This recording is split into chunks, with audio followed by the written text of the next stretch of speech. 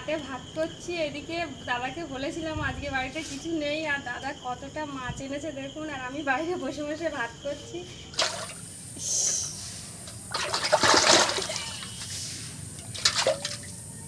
মাছটা কিন্তু অনেকটাই বড়, কত বড় গ্লাস কাপ।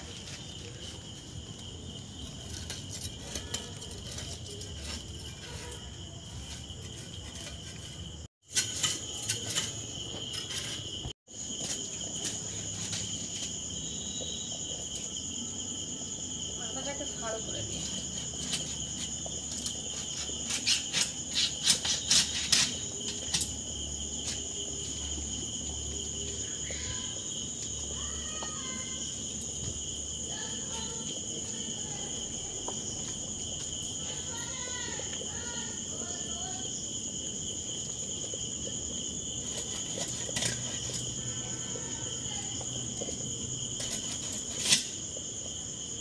মাছগুলো কিন্তু আমার কাটা হয়ে গেল বাবা।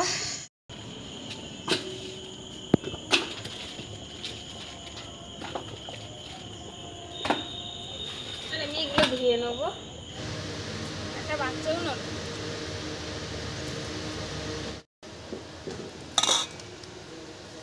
ছোট উনুনটায় মাথাগুলো ভেজে নিচ্ছি আমি, এটা শাক করবো।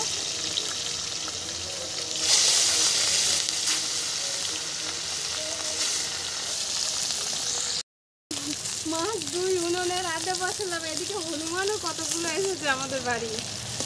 ভয় লাগছে, ফাঁকা ছাদে রান্না করছি। পটল আর আলুটা ভেজে নেবো ওই তেলেই।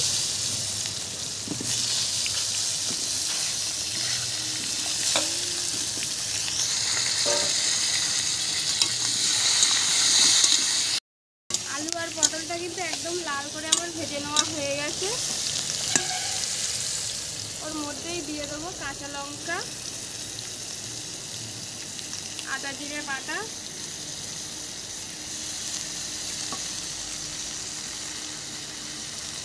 পরিমাণ মতো লবণ, হলুদ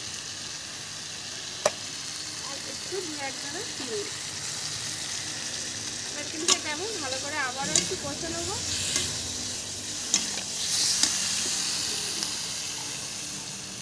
আর এদিকে এই মাছগুলো ভাজা হয়ে গেছে, এটাও তুলে নিচ্ছি।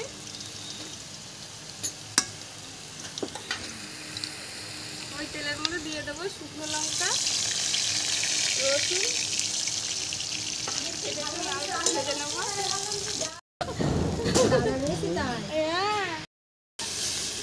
আলু আর পটলটা কিন্তু আমার কষে নেওয়া হয়ে গেছে, এবার আমি জল দিয়ে দেবো।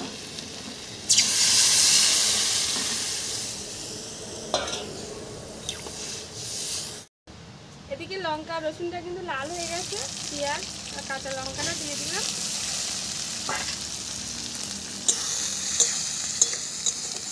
পেঁয়াজ আর লঙ্কাটা কিন্তু আমি ভেজে নিয়েছি, এবার সেই শাকটা দিয়ে দেবো।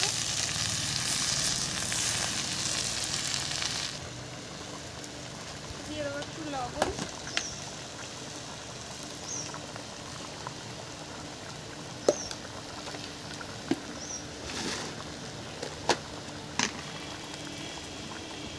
হলুদ।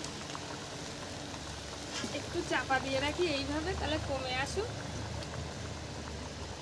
আর এদিকেও কিন্তু ঝোলটা ফুটে গেছে, আর পটল আলু ভাজতে ভাজতেই গলে গেছিল। ওর মধ্যে মাছগুলো দিয়ে দেবো, মাথা দুটো রেখে দিই।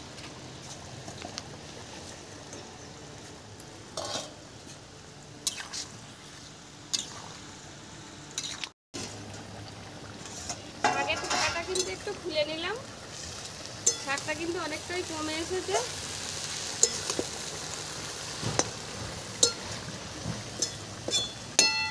এবার আমি মাছের মাথা দুটো দিয়ে দেবো।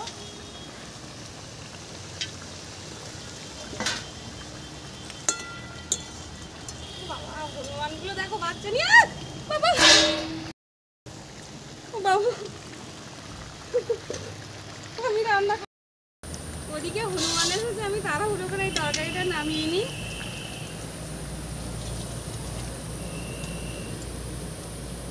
ভয় লাগছে হনুমান দেখে। আমি এই তরকারিটা তাড়াতাড়ি এই উনুনে দিয়ে দিই।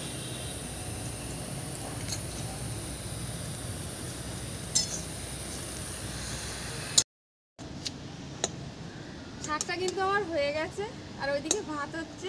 শাকটা একটু মানে নিবানো উনুনে আমি বসিয়ে রেখেছিলাম।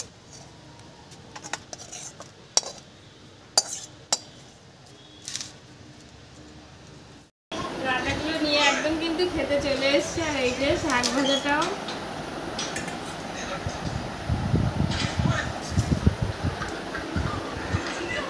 আমরা খাচ্ছি। শাকটা খেয়ে বলো কেমন হয়েছে?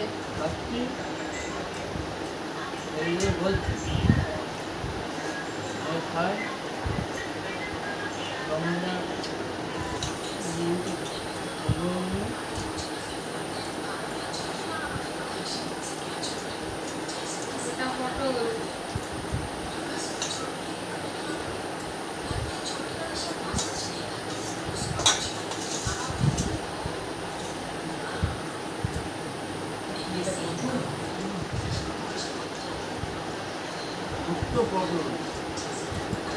আলু দিয়া মাছ দিয়া সরিষা দই আমার লাগিয়েছে খুব ভালো। আগেই খাওয়া হয়ে যাবে, আমার লাগবে না পটল তরকারি।